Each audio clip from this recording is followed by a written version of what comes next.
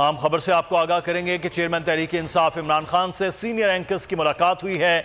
इंतखाबात किसी सूरत 90 दिन से आगे नहीं जाने देंगे। ये कहा गया इमरान खान की जानिब से इंतखाबात 90 रोज से आगे गए तो फिर आईनी तहरीक चलाएंगे। मेरी गिरफ्तारी अदालत पेशी के लिए नहीं, मारने के लिए है। अदालत में पेश होने से कभी इनकार नहीं किया। चेयरमैन तहरीक इंसाफ इमरान खान की जानिब से गुफ्तगू की गई।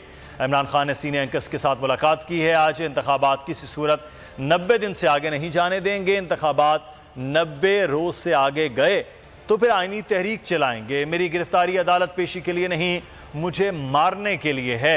अदालत में पेश होने के लिए कभी इनकार नहीं किया। चेयरमैन पीटीआई की जानिब से कहा गया। एक और खबर से आपको आगाह करें कि कराची में कचरेदान भी चोरी के निशाने पर आ गए हैं। बल्दिया बस्ती में 40 लाख रुपए के कचरे के बॉक्स चोरी हो गए। चीनी का